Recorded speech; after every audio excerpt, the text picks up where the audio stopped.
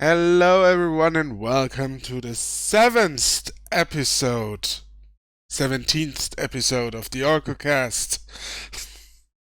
With me, my beautiful co host Lord Val, and Hi. down below, my beautiful moderator Bum Bum. Hi. Hello. Hello, gentlemen, and on today's menu, we have Warframe update, and we have how to turn your streaming channel into a career. So, I say we start out with the Warframe and head over to our career path we have cut out for us. So, bam bam, Warframe update. Let's go. All right. So I don't know if you've seen, but last week on Saturday we had TennoCon, which is this convention that they usually have for Warframe, but this time due to the outbreak, it was all online. So we got TennoCon live, which was streamed over Twitch, and we've seen the new update, which was the Heart of Deimos, one of the worst kept secrets of Warframe, one of many, and it's the main bit of the update is a new free roaming area, which is Deimos, the moon of Mars, where we get a new faction themed free roaming. We had Plains of Eidolon, which is Grenier. Then we had Orvalis and Fortuna, that is Corpus, and now we're getting Deimos, which is infested theme, which is the big squiggly alien things that run around in Warframe as one of the main three factions of enemies. It looks really cool. It's also really nice story-wise because we're getting to get to know what's actually at the core of the powers of the Tenno and our Warframes. They've shown one of the NPCs. Immediately is Space Mom number 2. It's this infested Orokin lady that's living in like this fleshy flower, and she's one of the Entrade family, one of the last surviving Orokins, and we're set to essentially what we get to know is we're set to find her husband, who knows where the Void Heart or the Heart of Deimos is, and to get to know the core of the powers and where the powers come from, and apparently it's in danger. So it's in general it's going to be like the other free roaming area, so we get to grind for the standing with the new faction, unlock possibly new stuff for the operators as well, because each free roaming area so far came with the new amp, which is the weapon for the operator, and we're getting a new Warframe as well, Zaku, who is a community designed Warframe. Community And design, William. I'm sorry, what was it? Community design, Warframe. So it's made by the community. Yeah. Now there's a couple of them. There was, I think, Nova was the first one, Oh wow. and What the now we're community decide on? Like they basically decide on the abilities and stuff, or yes, the community comes up with a concept. okay. It's similar to what the Amplitude Studios did with. There was the Cultist of the Endless in Mm-hmm. Endless Legend, Okay. which was a faction. Endless Legend is a 4x strategy, but one of the factions was designed by the community, and the way they did it was the development team chose a visual concept and Mm-hmm. then concept for the mechanics. Mm-hmm. So it's still curated, and its design and the ideas for the abilities come from the community. Oh, fair enough. And Yeah. this That's actually one's really based. cool. That's actually This really cool one, that they allow the community to create the kind of like the concept of the character, isn't it? yeah, yeah, it's cool because also it feels that those frames come with fresh ideas. Mm-hmm. They're not constrained by the previous ideas or the design document, like all the design documents the development team had. These are people that play Warframe, that design these Warframes, and they, it's like, oh, this would be cool if Warframe could do that. Obviously, it still goes through the filter of the Mm-hmm. developer, Digital Extremes, that scales it so that it doesn't, it's not broken, or it's not doing, or the idea is not out of the design philosophy of the game. So we're getting Zaku, which is based on the concept of broken Warframe. So it's essentially just a void energy that's holding onto pieces of several different Warframes. They give it each Warframe now is getting a specific set of unique animations. So its dodge animation is this essentially void figure that charges forward, and the pieces of the Warframes that it took onto itself just lag a little bit behind, and then it just reforms at the spot where where the dodge ends. So it's a really cool visual style. It's interesting. If you ask me, that's something, in my opinion, that all the developers should make it like a thing. Like, I would love, for example, to Destiny to be able to say, okay, our community has designed this set of gear, this armor or this weapon. We're gonna make it happen within the game. Yeah, the problem like with that would be is you kind of still need to filter it through obviously, the developer, obviously, because it's hard for the community to be like, oh, this would be cool, but also it comes from, it's like, oh, I want it to be strong. I mean, I understand completely, but what Yeah. one thing you mentioned, one thing that is, it's what I got stuck with is, you said it's a fresh idea from outside of the studio, but the studios on these kind of games, like, or like it's a continuous evolving game. They need that, because at some point, isn't it, they get a bit stuck with ideas. I mean, they're human beings, obviously. Yeah. They're not gonna have ideas every single day with fresh new ideas. I mean, they're gonna get into the buckle of doing the same thing over and over again.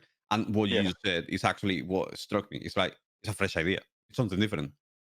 It's someone ahead from outside that has created this model, and they can adapt it to the game. That would be amazing if they could do that on other games as well, in my opinion. The community designs are a big thing in Warframe because a lot of the cosmetics are designed by the community, like Warframe skins, new pieces of armor, helmets, all of that, or even weapon skins are designed by this community that goes under the head of Tenogen. That is essentially a bit of digital extreme that goes like, okay, we like new skins for, say, Ivara, one of the Warframes, and they have essentially people, established designers within the community, come up with several designs, and they choose one which goes into the game. That's a brilliant And idea. some of them even get actually hired by Digital Extremes to work on the game. Wow. And yeah, so that's the new Warframe for Heart of Deimos. We also get, is gonna probably become a big meme within the Warframe community, is the Helminth system and Warframe subsuming or consuming of Warframes. For the longest time, some Warframes have been lagging behind when it comes to abilities. They were usually just used as, okay, I like the look of this Warframe, in content that where the abilities don't matter. And now we're getting an option where we can use Warframes that we don't want anymore, but we like one of their abilities. We can put it into this. Essentially, what we get is a. Have you seen the Little Shop of Horrors? Okay, there's this, like, in the Little Shop of Horrors, it's a horror comedy musical, and there's this big carnivorous flower from outer space that sings. Is it basically like you can adapt those abilities onto your? Yeah, I'm just describing actually how it works. Yeah. So essentially, you have this growth in your ship that you can feed resources, and then once there's enough resources, you can feed this flower, or this like carnivorous growth of your ship, one of your warframes that you're not using. It can't be a prime warframe. It has to be like a like a standard Warframe, so it can be a premium one, and it will take 24 hours, but it will consume it, and each Warframe will get an ability that gets buffed as well, and it will be added to the options for this flower that you can then attach to any other Warframe you want it to be attached to. So say they showed Volt, which is this electric speed Warframe. You can take its shock ability, which is ranged electricity damage ability. You can consume this Warframe, and then once you have consumed it, you can put that shock ability onto any other Warframe, swapping one of its four abilities for the shock ability. What that means is you also have a goal. Again, I mean, you just don't have to feed them or flower Warframes you don't use, but you can also basically feed them over and over again. Isn't that correct? No, you can. Each Warframe can give only one ability. Like it will be a chosen ability that they can give. Is that ability chosen at random? No. It's chosen by the developers. Like each Warframe will Okay. get a specific ability they give out during Okay. this. Okay. Otherwise, it would be really broken. Yeah, you can basically then feed them, but you can, if you ever want to have the Warframe back, you can have it back, right? If you No. grind the It parts. consumes it. No. That's- If you grind out the parts and set it back together. Yeah. You can. You essentially you have to grind the parts again and craft it again. Yes, that was what I was saying. Yeah. It's not like it's gone forever. Like you can Okay. craft another of the same Warframe. So say you grind, like you wanna subsume Nyx. So you grind the parts, you craft it, you subsume it, you get that ability, and then you go back and just grind the parts again and just craft it if you want Nyx. That's why they also, I think, do it with just standard Warframes. You can't feed the flower with Prime Warframes, which are the premium ones. I mean, Prime are also limited. That makes sense. Because if you have a Yeah. Prime Warframe and feed it to the To the Helminth, yeah. yeah, Helminth, then they are gone forever, basically. Yeah, they're gone forever. Yeah, because the relics rotate, so you might feed it Warframe and then be like, oh, I can't actually get the parts again for a while. Been shown a bit of a story. There is a small robot, which is essentially not claptrap, but it's essentially claptrap. It's this weird floating robot that switches faces. One is serious and one is essentially a claptrap. That's not gonna be annoying, I'm sure. We get to ride giant dragonflies as skateboards, and there is also we can once it's out there be new mechanics where they added mechanized suits that you can get into, essentially work around like it's Mech Warrior. It looks cool. It's gonna also come as other free roams with new animals to hunt. So there's some preservations, probably weapons. They haven't really shown everything that comes with the standing, which is essentially you grind standing to get higher level materials or goods from the faction that's based around that free roaming area. So we haven't seen that yet. Other than that, we've also seen 2 new concepts for Warframes that are coming before the year ends. One is the Alchemist Warframe, and the other we've seen early concept, which is another community designed Warframe. It's the Wraith, and it's designed by the frequent collaborator. It's a Liger Inuzuka, and it looks all his designs look like Gunpla, like the Gundam kits, and I kind of love them. Some people call them over design. I like that style, and it looks cool. It's the Alchemist. We'll see, because the Alchemist Warframe was obviously not a final name, but it's another concept to design around, and Wraith is designed around the concept of Reaper. So it's gonna be probably based around getting bonuses from killing enemies. Mhm. and Alchemist is probably going to be similar to Wisp, where it's all about, area of effect, buffs, debuffs, damage. So we'll see. But it looks like a great update. It's coming up on all platforms, which was surprising, on the 25th of August. 25th of August. August is the new September of gaming, isn't it? We're getting lots of expansions and new games on August. All of a sudden, it's not been. It didn't used to be like that before. It used to be like September. It used to be the big. Yeah, I expansions think and everything. it might be also the lockdown, just because people are locked at home. So it doesn't matter when you really release things now.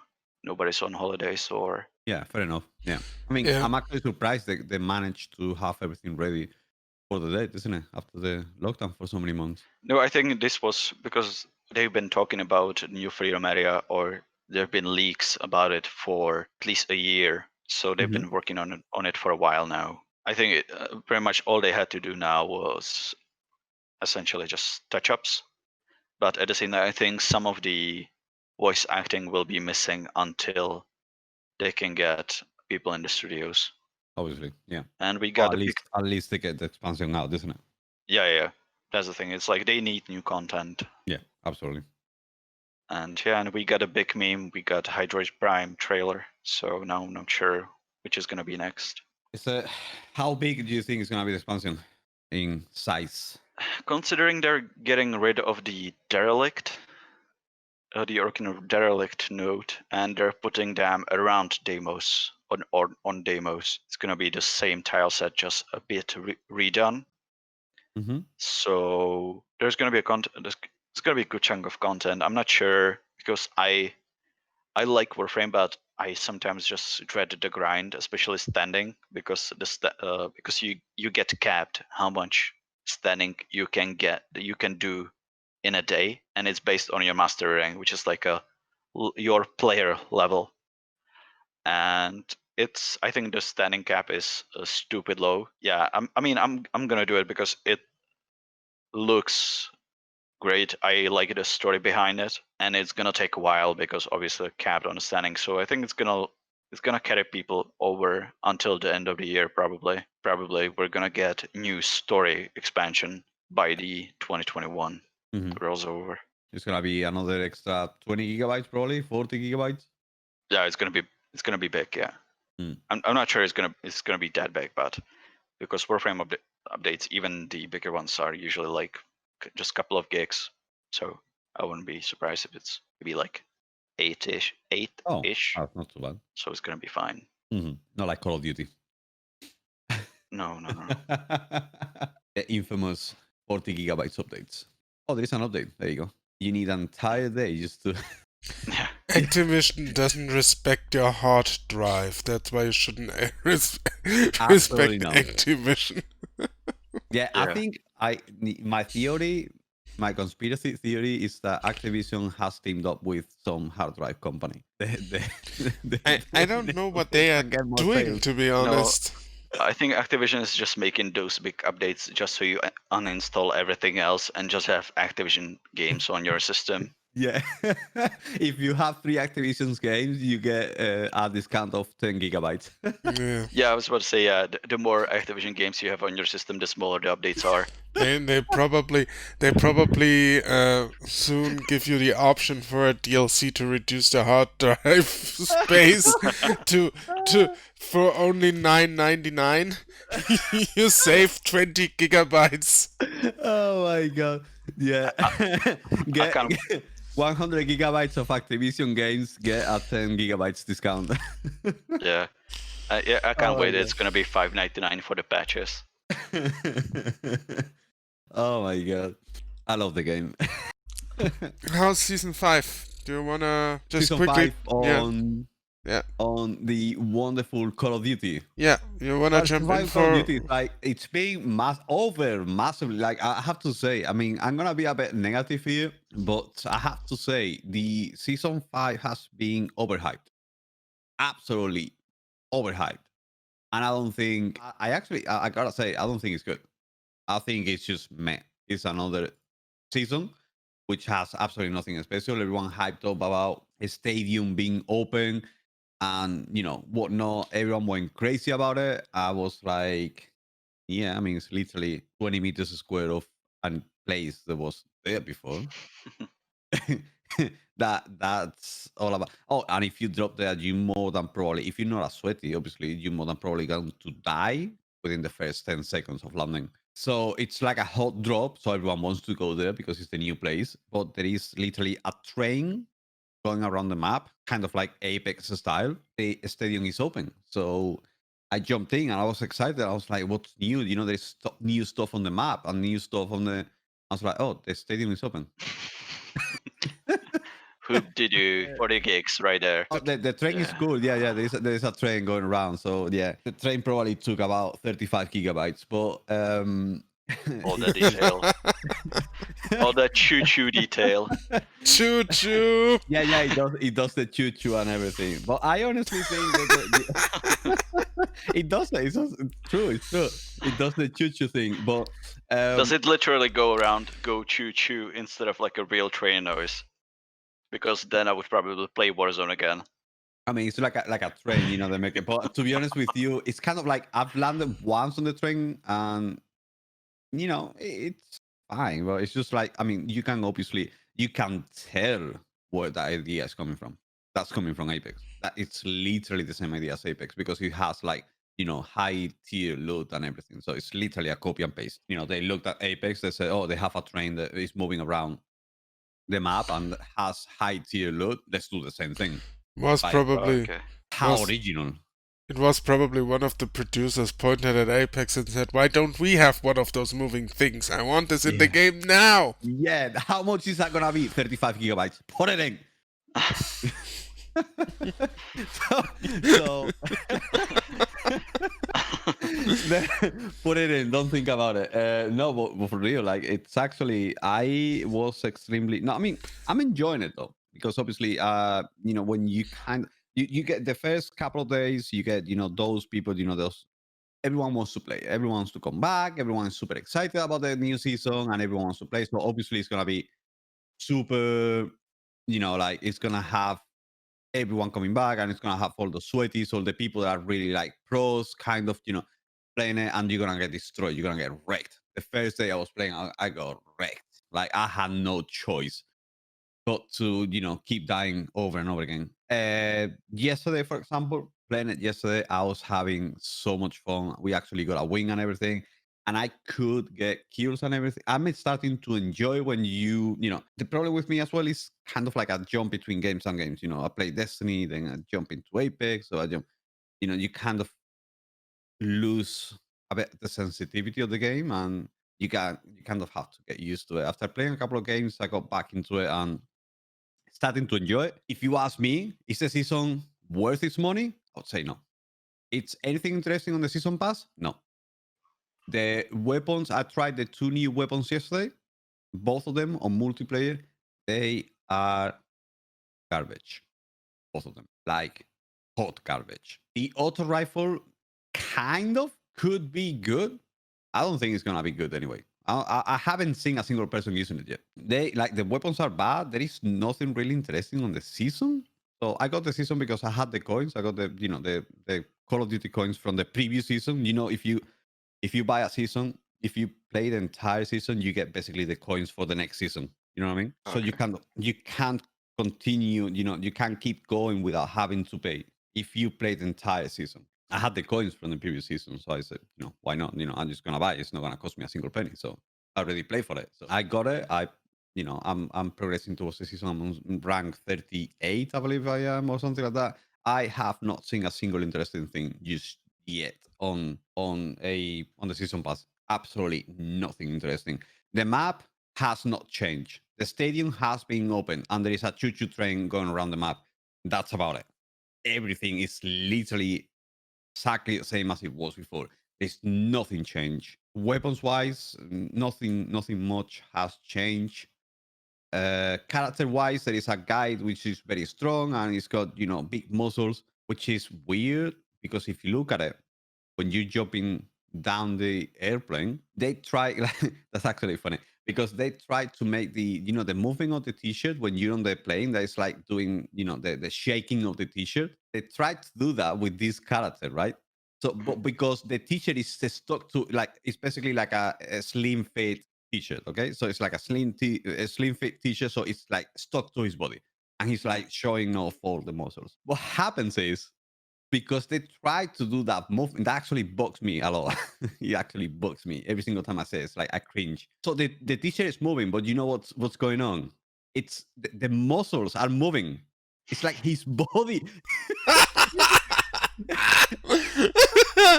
It's not the t-shirt. It's like the muscle. Everything on his body is like shaking. It looks so weird. It's so cringy, and I'm like, oh my god, that looks really bad. Like, really, no one noticed it. Is that no one noticed that the whole body of the guy is moving rather than the t-shirt? Imagine Activision has all these billions of dollars, but they couldn't even make sure that this isn't happening. Yeah, I mean, I would either remove that animation, would make sense. Remove the animation, because I guess that animation has to be extremely difficult, because you have to, from one part, you have to render the body of the character, and you would have to render another layer on top of it, which would be the t-shirt, and then stick them together, because the guy has a slim fit t-shirt and it's stuck to his body, and you have to render it so close that would be extremely difficult, or it would take a lot of time, and then render the t-shirt separately with the air. That would take a lot of hours. I don't know. Obviously, that could be a time thing. COVID and the lockdown, we don't know what's happening. So it could be an issue that they didn't have time to finish that exact thing, and they might be updating it in the future. I don't think it's gonna happen. I mean, I don't think they even know about it. It bugs me. It really does bug me, because the entire body of the guy is shaking. It's like vibrating with the air of the airplane, and it looks so bad. It really does look bad. Weapons are not good. Map, 2 new things, and the season pass has nothing to incentivize me to go for it. I mean, I'm obviously going to finish it, because I'm playing it either way, and you're gonna finish it just by playing it, and I not had to pay a single penny for it. So yeah, in that regard, I don't really mind it. Is that big of a deal? Like they made it look? Is it worth it if you're gonna pay now? If you're gonna pay for the season pass, I would say no, in my opinion. Have you guys played it? No. Okay, there you go. You know, I have this button on my channel points where I say I play any game you request except Fortnite and Warzone. I mean, it's yeah. I mean, the game is not bad, to be honest. The game is good. I'm enjoying It's it. not. But, It's not for me. Absolutely it's not. yeah, it's being hyped up. I mean, obviously, we all know every single game is going to try to hype up a new season or a new expansion or something like that. Then it could be good or bad or whatnot. But I mean, I'm super duper into Rogue Company at this point, so yeah, that's that. But before we veer off, that was a small unplanned glimpse on Call of Duty Warzone Season 5, where we have now an open stadium and a choo-choo train. And now we're going to talk about the one topic, the only topic. How can you turn your streaming endeavors into a career? So, the first question that I think needs to be answered is, what is a career to you? Do you want to do this full-time, half-time? Do you want just to make some money off of it to supplement your income that you already have? Well, what's your goal here? This is something you should ask yourself. Because I can tell you something right now. If you plan to do this on full-time, then good luck. Because it's hard, very hard, to do this on full-time. But I think full-time streamer Lord Val can tell us some more about it, and I will be taking over the half-time part and the supplemental income after that, I think. Well, I mean, as a full-time streamer, I mean, to be honest with you, it's not a real viable thing anymore. Probably it comes with so many streamers, so many people streaming nowadays. and it becomes extremely difficult. The market is just already oversaturated at this point. Yeah. I mean, there's a lot of people on Twitch also watching. The problem is that Twitch isn't geared towards discoverability. This goes back to many other podcasts we already did and what we already said in there. If you're streaming on Twitch, get ready to be not discovered. Yeah. We on that regard, get ready to be not discovered, but you have to be that's what I always say, and that's what I mentioned a million times before. Stream less and use your time on other things. Use your time to use social media, use your time to do YouTube as well. Use your time to do other things that will make your brand being discovered. Help yourself for the discoverability. This is not going to be given by Twitch. You have to work for it now. In that regard, rather than stay 12 hours streaming every day for 7 days a week, stream for 3, 4, 5 days, less hours, and use the rest of the time to spread yourself onto every single platform. The platforms are there. The platforms are free.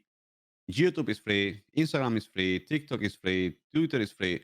So use those to your advantage, because those platforms, not Twitch, those platforms are going to give you the discoverability.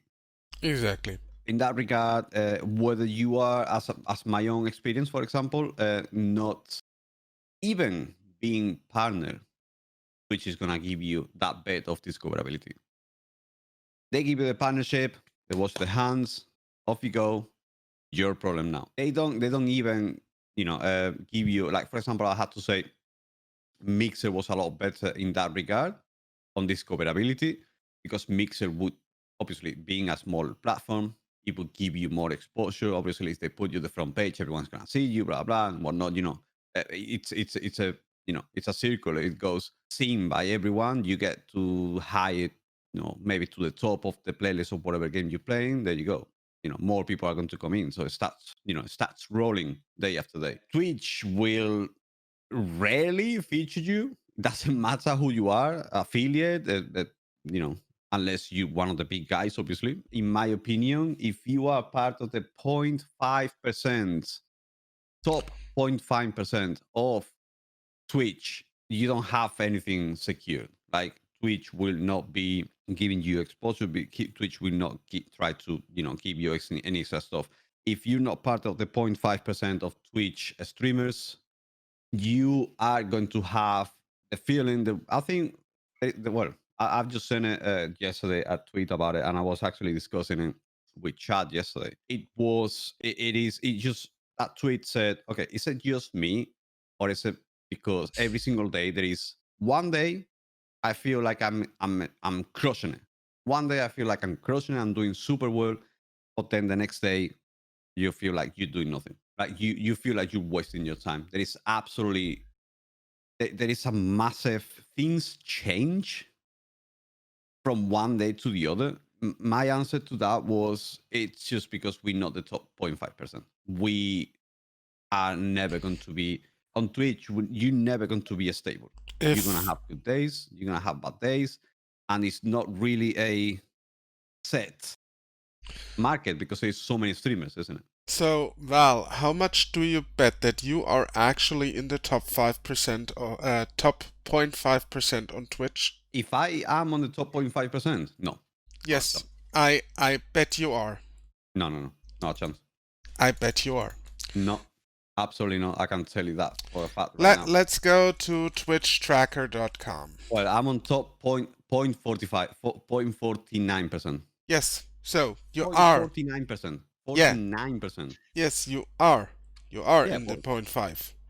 But, and here's the big but, and we all like big buts, am I right? Yeah, and I cannot lie. I think the 0.5%, or this is the point I'm making, is almost too large of a pool. I would say top 0.1% is the 1.1% that has made it on Twitch. The rest is just floundering over there and has no fun at all. I'm in the top 1.5%, which sounds amazing. You just have to realize that there many are actual how many actual people are there streaming. Yeah. I am ranked the 36,000. I'm like I'm ranked the 36th. 111 something. 37th because it's 36.9. So Hmm. 37,000 streamers. So if you scroll down to probably 150 pages, you probably find me. Yes. Obviously, I mean, I'd say I have to say the 0.5% because it's kind of like it's where the mark kind of balances from full time to full time, but maybe be able to make it to full time from being extremely difficult below the 0.5%. You know what I mean? Yeah. I mean, I probably explained myself wrong, so I apologize for that. I'm saying, you got a chance of it if you're part of the 0.5%. And then if you that below that, it's gonna be extremely difficult. It's extremely difficult either way. But if you part of the 0.1%, like Orco said, you have made it. But it's a different story if you have made it. You're not living from streaming. You make a good living out of it. Good living. Yeah, that's the Because key. there is a difference on Twitch. There's a massive difference. There is a people that make a lot of money, like loads, and people that can make a living, which is just, and then the people that can't make a living and they do it like, let's say, part time, and they make like they can pay their bills or they can upgrade the gear based on what they earn. So there is a massive gap between those three groups, massive gap. So if you want to make this a living, the first advice I have to give you is stream less. Number one, whether you like it or not. Streaming less will help your channel. On Twitch, you grow when you're not streaming. And that is a fact. If you don't believe me, go and check it out. You stream on Twitch when you are not streaming. When you're live, no one's going to see you. When you're not live is when people are going to see you because you can use the other platforms to make your channel be discovered. Second is be consistent. Obviously, that's a given. You have to be consistent. I would say, I mean, those are, if we want to go like on the basics, those are the the two basics that I have to say. Always, and those are the two that I always recommend. I don't know about you, Orko. I mean, you know me, what I do on the other platforms Yeah, and how much I use them. So, yeah. I mean, Orko uses the platforms obviously massively on to his advantage to give himself and his channel, his brand discoverability, which is, obviously, I don't know. Have you seen return from doing all the other things on your socials? I have no clue. I don't track it. I have to admit that. I should start doing that. But I think, yes, I do see some returns. I see especially returns from Instagram. Yeah. This is where I do the best. I mean, Instagram is probably the best platform right now to do all that stuff. So, yeah, like I said, it's kind of, if you use those other platforms that are to to your fingertips, obviously you can use download clips, At edit your least, clips, do your stuff, and that could give you more discoverability with other people that would probably never check you out because they would probably never see you. at least use one of those platforms. Yeah. At least one. And try to upload your clips and try to just post for, experts say 3 times a day. Like, just try to post 3 times a day. And there's also the one rule where 80% of your content has to entertain, educate, or do whatever with your audience, and 20% should just advertise your own brand. Yeah. I mean, I don't agree with the 3 times rule. That's for Twitter. in my opinion. For Twitter. Okay. Yes, for Twitter. I would say once only a day on Instagram. It could be very annoying. Obviously, you have the stories on Instagram. So, yeah, I mean, you can apply the 3 times a day on the stories as well. So, yeah, I mean, obviously, you gotta, obviously spend your time on clips. There is free, versions of video editing. There is, Exactly. yeah, We you don't have have to spend money on them. we have DaVinci Resolve, which is pretty good for a free program. Mm-hmm. You used another one, I think. I had Shortcut, Shortcut. which is another free program. But the one you mentioned, in my opinion, is the best one. It's the one that I've heard the most people speaking about, and very highly of that program. I mean, there is a lot in it just from the get-go. It's just a whole package. And if you later upgrade to anything else like Adobe or Filmora or whatever there is, then if you learn DaVinci, you will probably be very, very well versed in the other ones. Yeah, I mean, obviously, you have to be willing to spend the time and invest the time to do editing and learn the programs and everything, because the programs are not like switching on, like on the like video game. It's like switching on and do your edits and telling what to do, and it doesn't. No, you have to learn. You have to invest time to watch videos and tutorials and lots of stuff.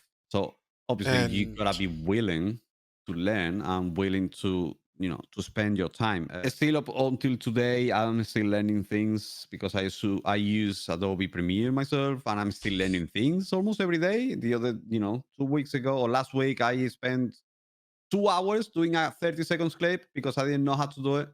And then kind of like once you know how to do it, the second one took me 1 hour and a half, and probably the next one will take me 1 hour and then half an hour, and it will make it easier with time. But obviously you gotta be willing to, like, it took me 2 hours, but I spent 5 hours watching videos on YouTube about how to do this, how to do that, how to do that. And obviously, you gotta be willing to learn and willing to do this stuff. So yeah, you're gonna be if you wanna do this full time, you are going to be a one-man army. You have to always keep that in mind. You're gonna be your own producer, your own editor, your own director, your own script writer, your own whatever else goes into movie making, right? You be your own caterer even. You're doing everything, and you have to have a long breath to even go in there and do this, because I can attest it that this can get pretty exhausting.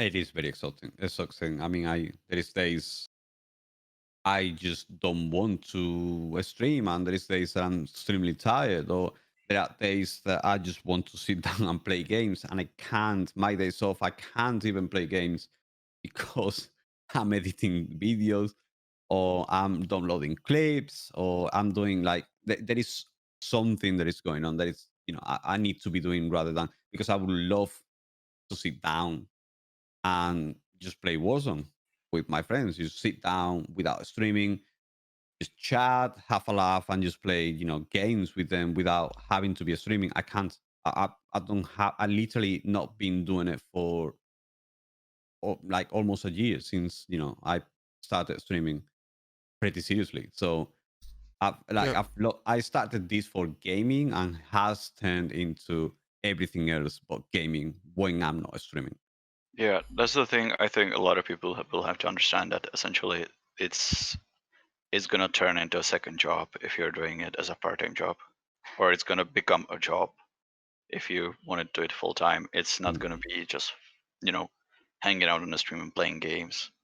It's not gonna be just that. You can do that. Yeah, You you can can do do that. that. I'm just saying like it's an expansion of what you said. It's gonna be a second. Essentially, it's gonna be a job. Mhm. Exactly. yeah, I mean, you can actually do that. I mean, don't then. I mean, what you obviously, if you do that, don't go on Twitter wondering why you're not growing. it's obvious, but growing, you're streaming 12 hours a day, 7 days a week. You're not No one's growing. going to see you. You No will one's going never to see you. grow. So you can get lucky, you can grow, and you can get, some big guy coming to host you, and everyone will love you, and you will become massive. But yeah, I mean, that probably won't be one person within 1 million. That's like winning the lottery at this point. Exactly. Yeah. Only So streaming. either you're putting in the legwork. That's also a big part what people do not understand today is a big part is networking with other streamers. And you don't treat them like as a competition, but as colleagues. A lot of people have this competitive mindset that they say, "Oh my God, I have to be better than the others." Sure, but you have to treat them also as colleagues because most streamers in my mind are willing to help you out in some way. If you have questions, if you want to do projects with them together or whatever, that's the thing, you know? And this is what also other people need to realize, and networking also takes a huge chunk out of the day just to go into streams, say hi, how are you doing, how was the day, and then after 10 minutes you gotta ditch again because the next one is waiting. If you're watching this, don't let any of this put you off. Obviously, we've been more realistic. We could be saying, "Oh, just go ahead and do it, and everything will be fine, and you'll become famous and everything." I mean, we will be lying to you. We're just trying to be realistic about how we do it and basically what we've gone through, and my own experience and Orco's experience. It's not trying to put anyone off. It is, the reality. It's a reality check, basically. I think it's better when you tell people the truth, and if that puts someone off, maybe his heart wasn't in it in the first place. So if your heart is in for it, just do it, don't think about it. But keep in mind that if you stream for 12 hours a day, 7 days a week, it won't happen. It won't. What you need is patience, a very long breath, because you're in for the long haul, and you have to grind it out on every other possible platform there is. At the start, you might just see diminishing returns, but let me tell you something. As soon as you get your first 3, 4, 5 supporters who are really willing to support you, you know it was worth it. Hi downstairs, hi Ali. Another next is probably there is that feeling. I have to say, there is that feeling where you never feel like you have accomplished anything. There is always, there is always a moment that you can't sit back and say, "Oh, I've made it." I mean, obviously, if you're the 0.1%, you have made it, and congratulations. But there is always, you're always kind of like thinking on how, you gotta keep improving, and you gotta keep adding things, and you gotta keep, doing other stuff. So it's like there is never really a point where you can relax and say, sit back and this is flying now. Obviously, you gotta keep fresh, because the moment you relax and you sit back, you're probably going to lose people, and you gotta keep always on top of what you do. Yeah, I mean, it is, it's a tough job. I mean, you have to find a balance though. Your family is very important as well.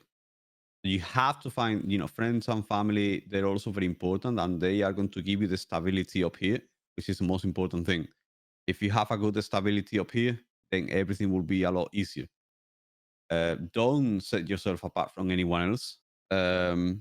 Make sure your family, your partner, your friends are well taken care of first, and then focus on this. So you try to, spread yourself. Don't spread yourself too thin.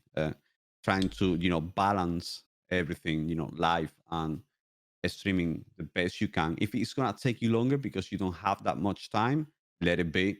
Nothing comes within 1 second or 1 day. If you work hard, in the future. You don't have to see the results in one day. I know people are not patient nowadays. You have to be patient. Be patient.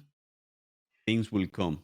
Like I was, for example, when I was in my job previously last year on Mixer, I was working full time. I did not have time to stream, that much. And I was streaming for like 6 months. My first 6 months, I was streaming for 3, 4 hours a day. I was not going over 4 hours a day and streaming 4 days a week. So, you don't have to be streaming 12 hours to be, to become, known or something on streaming. I use the time more on a instead of working hard all the time, I was working smart. I was trying to not be, go streaming for too long, try to cut the streaming a little bit earlier, spend that time to use my socials and try to grow my brand that way. And also making sure, everyone around me was being taken care of at the same time as I'm doing this, obviously. Opinions on that, people? I totally agree. This is how you do it. Let's say, let's go to the nitty gritty of it. Let's say you are in a position where you have a decent amount of income from subscriptions and everything else. What would be your next step? How can you reach out to brands to get sponsorships, to get partnerships, affiliateships, whatever they call it? Because this is actually also a very interesting part. So here's what I do or think. I mean, I'm a total goofball, so that doesn't go for me and I will never change, but like, start treating your stream as a business. It's one of the first steps you should do. So, bookkeeping, everything, etc. Because this is where the fun part comes in now. As we said, if you want to do this full time. And then start reaching out to brands. So, there are a number of ways you can do that. There are websites who are dedicated to give you links to reach out to brands. What is the one, Val? Which one? Which one was I thinking of? I don't remember. There's one website that where they list all the brands that do deals with streamers. Oh, Rainmaker. Not Rainmaker. No. There's another one. Nerds something. I don't know. Okay. I don't remember. It doesn't matter anyways. Like I said, you can start there and reach out to brands. If you write emails, be professional about it. Just introduce your brand, what it's about. Be concise. Yes. On what you don't go on and on and on and on. Just Yeah. go straight to the point. Yeah. And yeah, just try to get the partnerships there.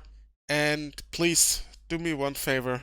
If somebody comes to you and tells you, look, we have this great opportunity for you here, you just have to order this much amount of our products and then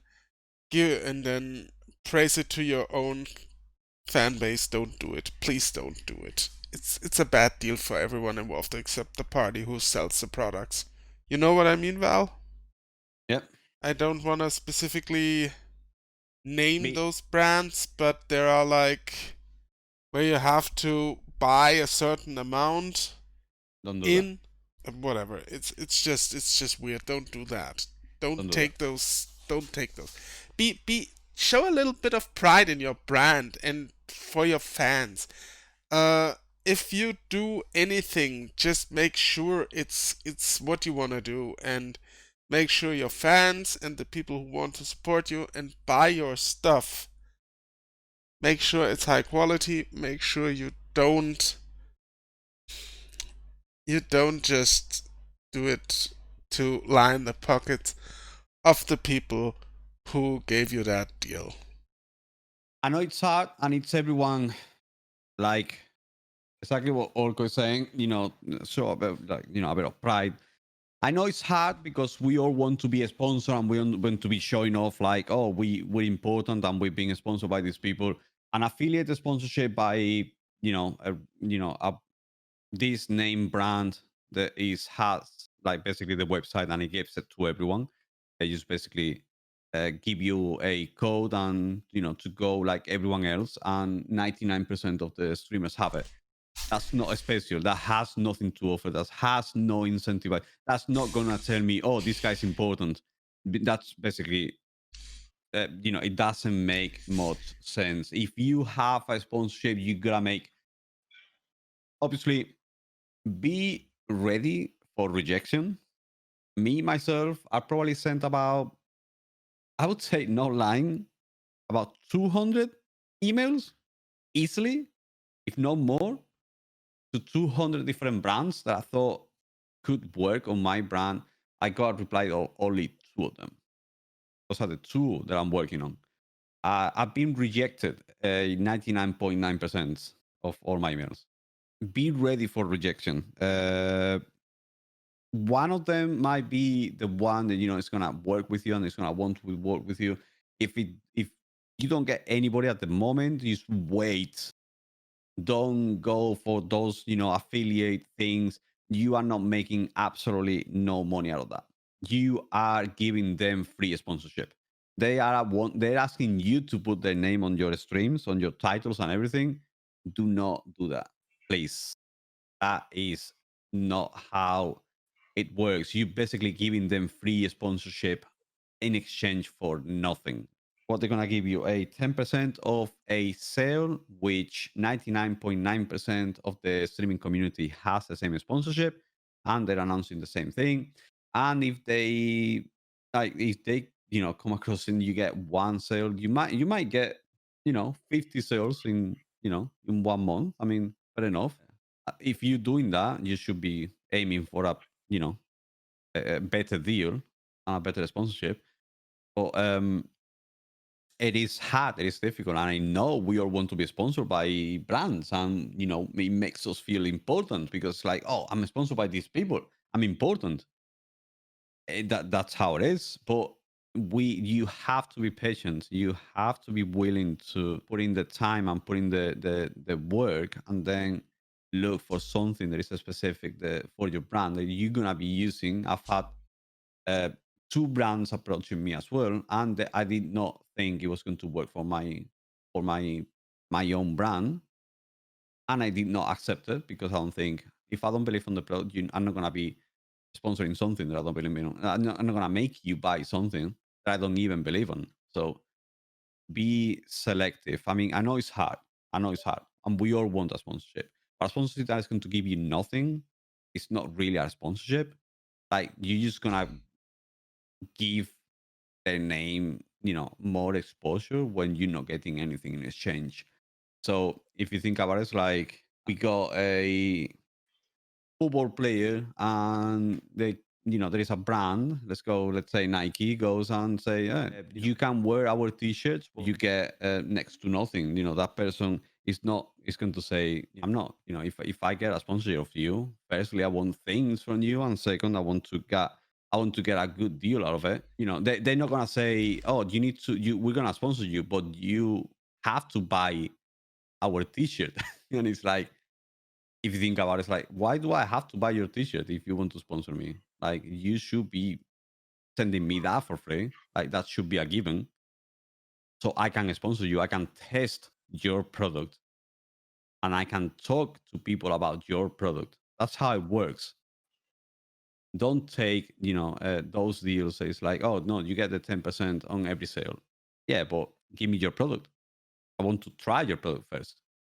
If I try your product and I like it, then I'll sponsor it. I'll promote it. If I don't like your product, why would I sponsor it? I'm not going to be recommending my community something that I don't even like.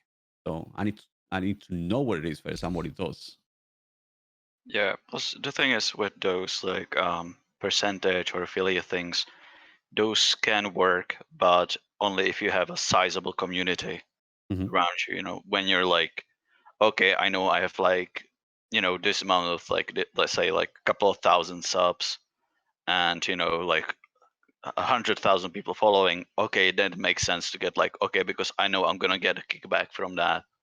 But if you don't, you kind of should be at least aiming for a, I think, upfront.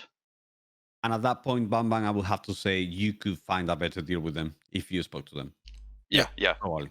Because there's More the than thing probably. also, like when you were saying like the football player thing, it's like those players don't get percentage sales. Those people get like 100 million right up front to wear the shirt. Yeah.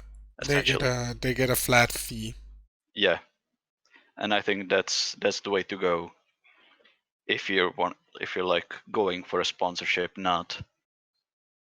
Yeah. And make sure if you get a flat fee, or because let's be honest here, no one of us has even remotely the size of an audience where percentages make sense. So, what you want to do is you want a flat fee. Make sure the contract is not too long. Make sure you advertise something that you get a flat fee and that it's something you can stand behind. So, what Val said, if it's, for example, an energy drink, let them send you samples first and try it. Don't let marketing speak cloud your mind. Try it for yourself. If it tastes like sewer water, throw it out and tell them, no, I won't do that. Have a little bit of pride. Also, if it doesn't taste like sewer water, tell them, your stuff is great. I want that sponsorship. Let's go. Yeah, it also comes with trust. Then your community will trust you if you are basically recommending something that you know is not good and they're not gonna like it. You're gonna lose the trust from those people. It's very important that you are actually believing on what you are selling. You basically become a representative of those, of that brand, and those people will basically, your community will trust on what your word, and they will go with, what you say. They probably, by you saying, "Oh, I love this product, I love this drink," they might, maybe 10 or 5 will go and buy that product. And if they think it's a bad product, they're gonna Well, come back and say, "Why would you recommend this if this is not good?" You know what I mean? they also You, will never buy a product of you ever again. That's the other thing. So you yeah. basically close the doors of potential future revenue. Yeah, you're essentially poisoning the well. And getting sponsors is legwork. So what I've done is so far I have like 2. I have an affiliateship with Green Man Gaming, and I have put in a application for a sponsorship with Ava Media of all things. So I haven't heard from them back, so we'll see how that goes. Evermedia, Yeah, they have really good products. yeah, I know. Let's see if they sponsor me. They had open applications recently and I just tried it. If you want to try it, I can send you the link later if you want to. Yeah, I mean, I'm good at the moment. Okay. I just, going on. Well, we're not. Let's not beat the bus with the sponsorship. Let's just say, you got the consistency. You got, you working smarter, not harder. You're doing your socials, and then you got sponsorship should be the last thing you should do. By the way, Yeah.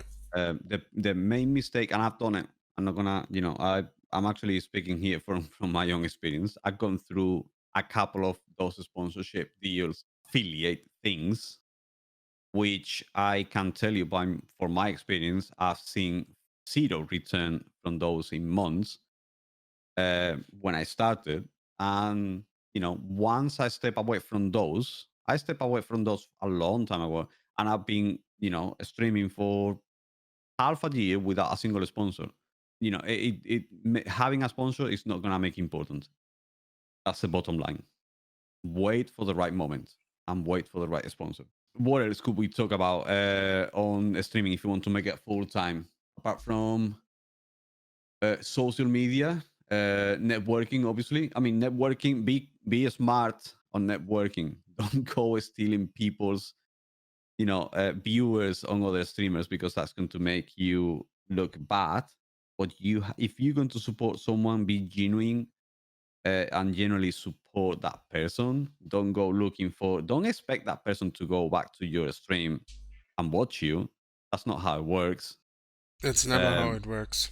Because newsflash, that person is doing the same thing as you, trying to work towards a full-time career on streaming. So you gotta be, obviously you gotta make connections, you gotta make friends, and some of their friends could be really good and really, it could benefit you, your brand in general, so much. Orcosaurus.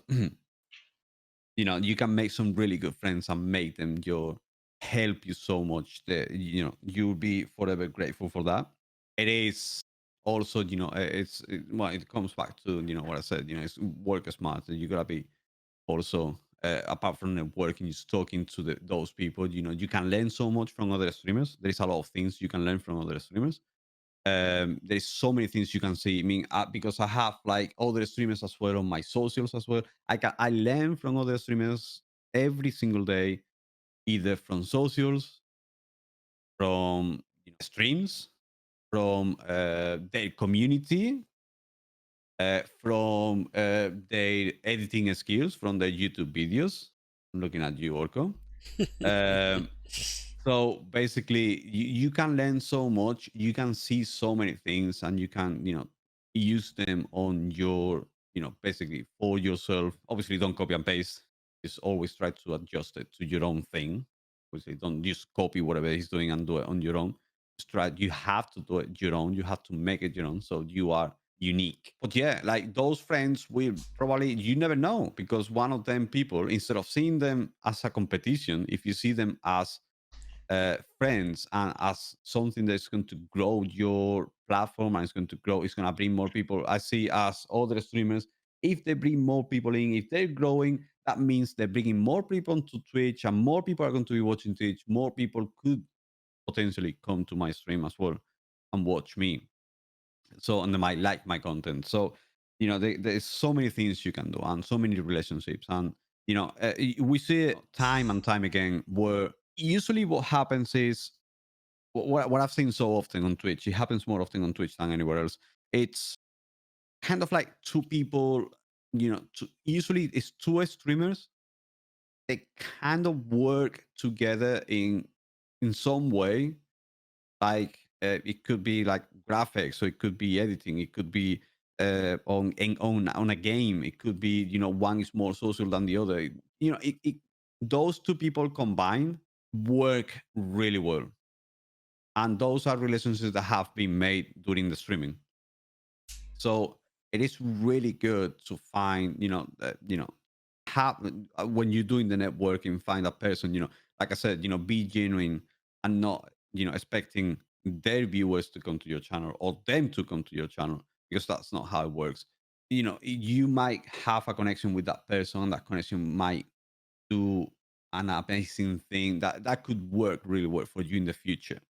And in my own experience, I have to say, it's my experience, and I speak from my own experience, and that's why one of the reasons I met Orco, and we share literally, we don't share anything on the streaming like viewers or anything like that. We are completely different styles, complete different games, complete different things, but we work in unison on on the podcast, on the new project that we're working on, and other things. And if it wasn't thanks to me networking and knowing this person, I wouldn't have, I think my brand is growing, or my brand is, getting more exposure or doing other things thanks to this person, thanks to Orco. So it's basically, you can find so many people that could be so good for you, and always, remember to be grateful to those people as well. Don't take anything for granted. Be grateful, because you could benefit so much from each other. other than that, I don't think there is anything else that I could be doing. Telling you to make it full time. I mean, you say I'm full time, Marco. I mean, I'm not fully on full time because I still have my job. I'm not being made redundant in the end.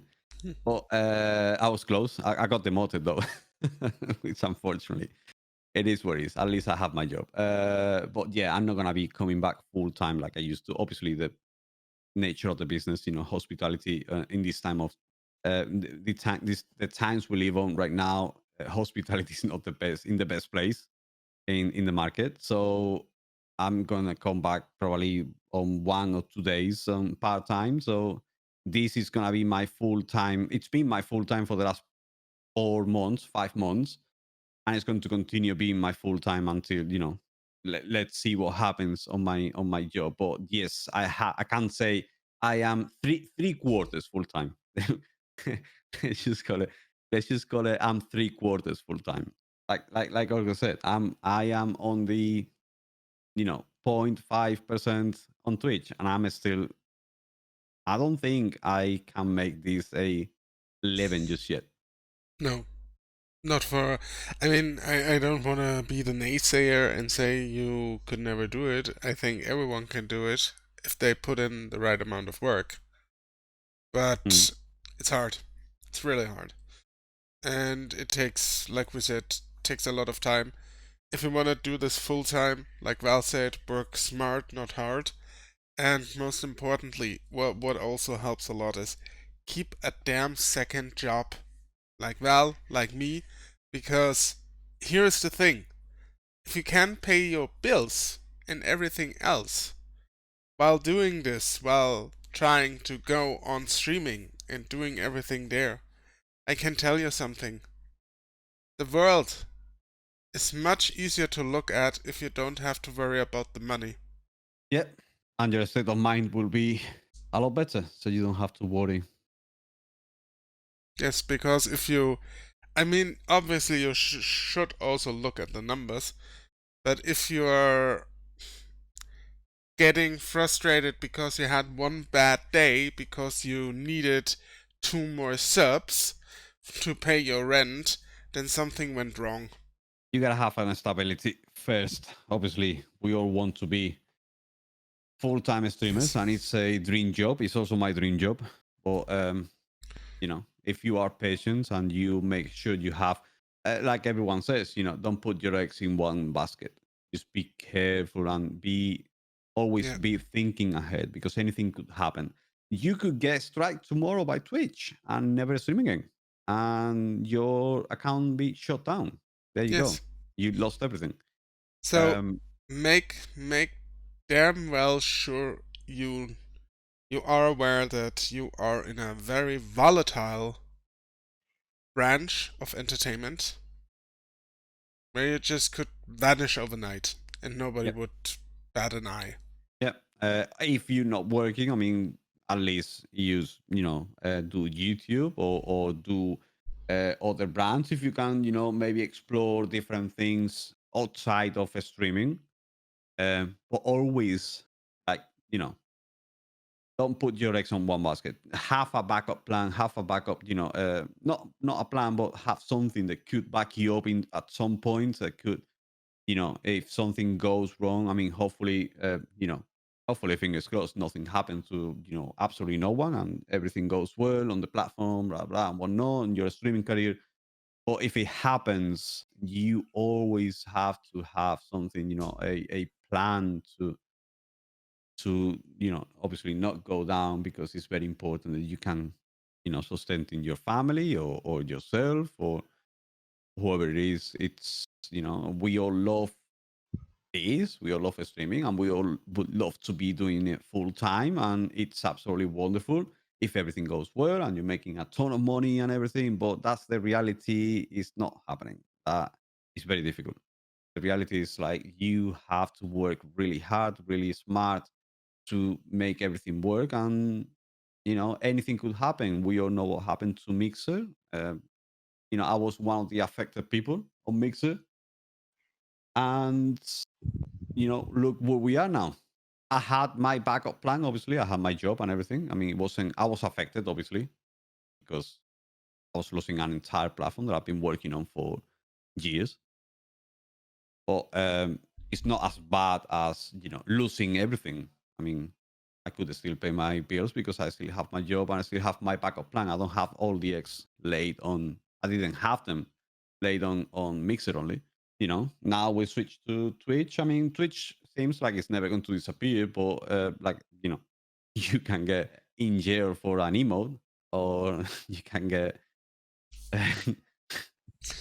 Twitch can do anything they want to your brand. If I'm honest with you, they can do anything you want to your channel. They could take it down whenever they want for any reason they want. So I mean, if you have a YouTube channel, if you're a content creator and you're good at doing editing, and you have your YouTube channel that is actually making some profit, by all means, keep doing it. Don't stop doing that just for streaming.